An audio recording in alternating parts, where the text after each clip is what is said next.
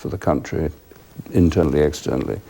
And if you've got a leader who is not capable of doing that, then you have to get rid of the leader. That is politics. And if leaders haven't got the sense to see when the time has come to go, I'm afraid there's a very brutal alternative. And it'll never change. Never change. Instead of staying home to canvass support, Mrs. Thatcher went to a summit of world leaders in Paris. She was at the British Embassy when the result of the first ballot came through. We went to Paris, and the news came on the second evening, I think, of the first ballot, where she'd beaten Michael Heseltine, but not by a margin which prevented a second ballot. And it was actually bad news. Mrs. Thatcher, could I ask you to comment? Good evening. Good evening, gentlemen. Where's the microphone? It's here. This is the microphone. I'm naturally very pleased that I got more than half the parliamentary party, and disappointed that it's not quite enough to win on the first ballot.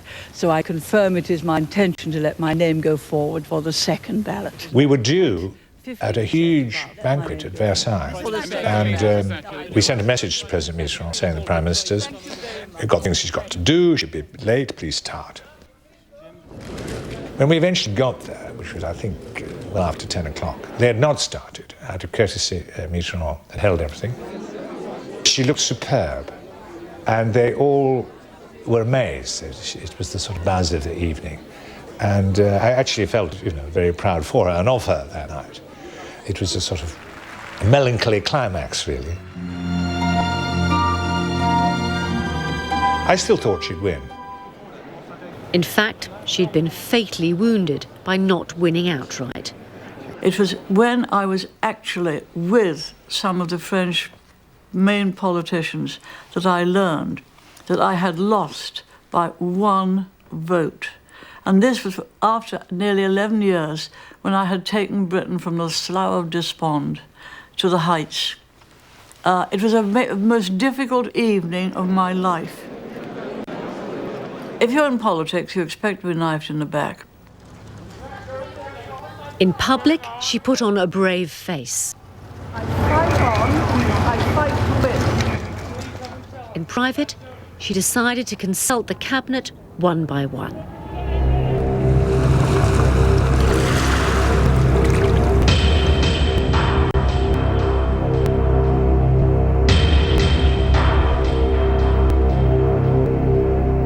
I'd already told her team that, in my opinion, she shouldn't stand. She was trying to get me to snap out of it and stop being so defeatist. And I was telling her that I wasn't being defeatist, that she'd been defeated. And that if she didn't stand down, she'd be defeated on a grand scale if she went on to the second ballot, which I still think was perfectly sound advice.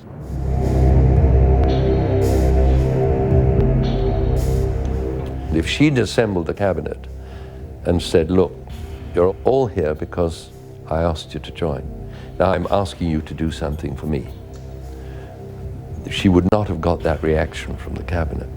I would make a bet with you now, with the possible exception of Ken Clarke, who was awkward about everything. She would have, people would have towed the line. I'm sure of that. I left her in the cabinet room at about 9:15 the night before the resignation was announced. And she was in tears saying that support was draining away. At 7:30 the following morning, I met her and she said that she'd decided to resign. It didn't come as a surprise, but it came as a bit of a shock.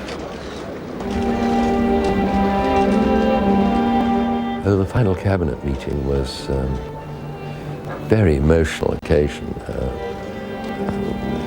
When one went into the room, unusually, she was already there. Normally she came down, the door was open, we followed her. But she was there, and a box of Kleenexes on the left. And she quite clearly had been crying. She wasn't crying then. And, but the atmosphere was very tense, and she announced that she was going to resign. And she read her resignation statement out. And she sort of half broke down a couple of times. And one or two people were in tears, a number of people were very moved. And she just cut it off and said, look, I much prefer business to sympathy. Let's get on with the cabinet agenda.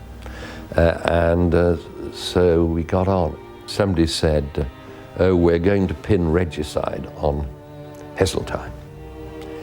And she looked a bit puzzled. What do you mean? Well, Michael Heseltine. And she said, no, no, no. She said, it wasn't Michael Heseltine. She said, it was the cabinet.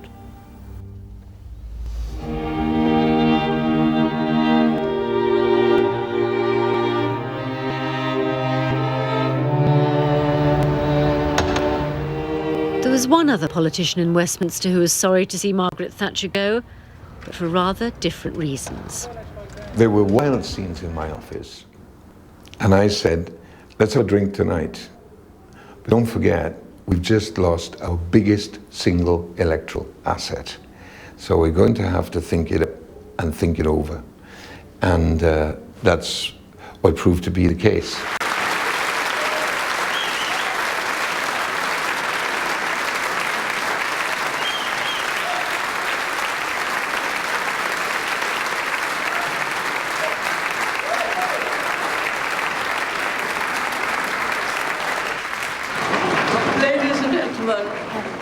We're leaving Downing Street for the last time after 11 and a half wonderful years, and we're very happy that we leave the United Kingdom in a very, very much better state than when we came here 11 and a half years ago.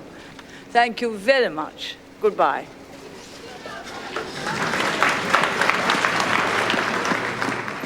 Margaret Thatcher never recovered from the betrayal.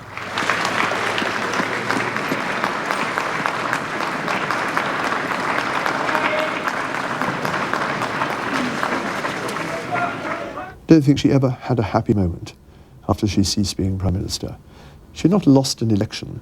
She'd been thrown out by a small majority of members of Parliament. I shall never forget and I shall never forgive, because it showed you that there are some people in politics who are only out for self. All right? Well, I lost and I just walked away.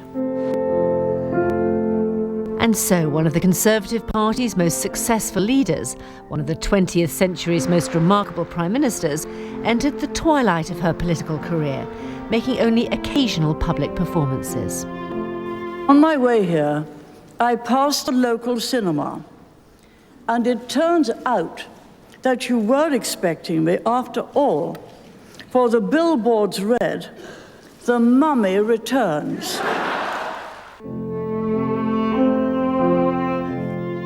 Her retirement was overshadowed by bitterness and frustration about her downfall. The Tory party will last, because we all die, but the party doesn't. After a series of strokes, she withdrew from public life in 2002. After 11 turbulent years of power, radical reforms, economic change, and a unique place on the world stage, the legacy of Margaret Thatcher endures.